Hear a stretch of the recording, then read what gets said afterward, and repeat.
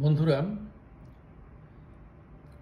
আমি সাধারণত ভিডিও করি না, কিন্তু আজকে যে জিনিসটা দেখলাম এটি না করে আর কোনো উপায় নেই। আমি একটা সল্টেস্ট বিস্কিট কিনলাম এক বাংলাদেশি দোকান থেকে। দেখা যাচ্ছে এটা কিশোয়ান সল্টেড কুকিজ, আপনারা দেখুন। এবং এই কোম্পানি এটা তৈরি হয়েছে কুমিল্লাতে, কিশোয়ান ব্র্যান্ডের সল্টেড কুকিজ। তো এই হলো পুরো বয়মটা। তো বিস্কিটটা যখন আমি নিয়ে আসলাম, সাধারণত চায়ের সাথে মাঝে মাঝে খেতে ভালো লাগে, তাই আমরা নিয়ে আসি।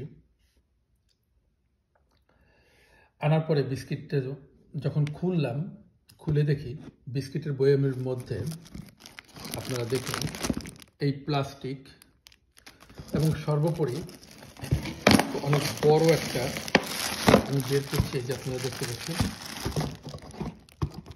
এই বড় প্লাস্টিকটা রাখা আছে। আপনারা দেখুন এটার সাইজ। তো এই বড়টা এটার মধ্যে প্রবেশ করানো আছে, এই বড় একটা প্লাস্টিক, এবং এই প্লাস্টিক যা দিয়ে পুরো বয়মের অর্ধেকটা পূর্ণ করা আছে। এই বয়মটা সিল করা ছিল, এবং শুধু এখানেই শেষ না। বিস্কিটগুলোকে যখন আমি মুখটা খুললাম, এই হলো বিস্কিটগুলোর অবস্থা। মোর দ্যান 70% বিস্কিট ছিল গুঁড়া এবং পাউডার। তো আমাদের বাংলাদেশি ব্যবসায়ীরা যারা বিদেশে এইভাবে এক্সপোর্ট করেন, তাদের মাথার মধ্যে কি আছে আমি জানি না। চুরি এবং বাটপারি ছাড়া এদের মাথার মধ্যে আর কোনো কিছু কাজ করে বলে মনে হয় না। আমরা বাইরে থাকি এবং দেশপ্রেমের বিষয়টা আছে, আমরা সচরাচর বাংলাদেশি জিনিস কিনতে যাই, কিন্তু এই ধরনের বাটপারির একটা সীমা থাকা উচিত।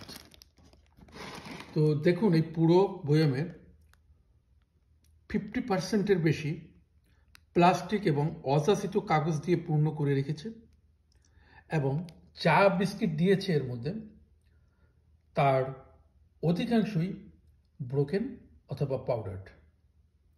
তো এই অথচ একই দামে অথবা এর চেয়ে কম দামে আমরা কলকাতা থেকে যে প্রোডাক্টগুলো আসে, ইন্ডিয়া থেকে যে প্রোডাক্টগুলো আসে, আমরা সেগুলোকে পাই, এবং সেখানে আমরা এই ধরনের কোনো চিটিং দেখি না। এমনকি পাকিস্তান থেকে যে প্রোডাক্টগুলো আমরা এখানে পাই, সেখানেও আমরা এই ধরনের কোনো চিটিং দেখি না। তখন আপনি বলুন, আমি দেশপ্রেম করতে দেখাতে গিয়ে কি আমি এই বাটপারদেরকে সহযোগিতা করব? আর বাংলাদেশ থেকে যখন এক্সপোর্ট হচ্ছে, আমাদের এক্সপোর্ট এজেন্সিগুলো কি এগুলো দেখে না? এই চোর বাটপারগুলো তো ঘুষ খেতে খেতে এমন একটা পর্যায়ে চলে গেছে যে এদের সামান্যতম দায়িত্ববোধ আছে বলেও মনে হয় না। আমি সরি এ ধরনের ভিডিও করার জন্য, কিন্তু এটি না করে আসলে আর কোনো পথ ছিল না। এটা শুধু একটা না, এই ধরনের অনেক কিছুই আমরা দেখি সবসময়, এবং যে কারণে আমরা বিদেশের মাটিতে বসে বাংলাদেশি প্রোডাক্ট কিনতে ভয় পাই। এদের কোয়ালিটি, কোয়ান্টিটি এবং সর্বোপরি এরা কি দিয়ে বানিয়েছে তাকেও বিশ্বাস করা অনেক মুশকিল।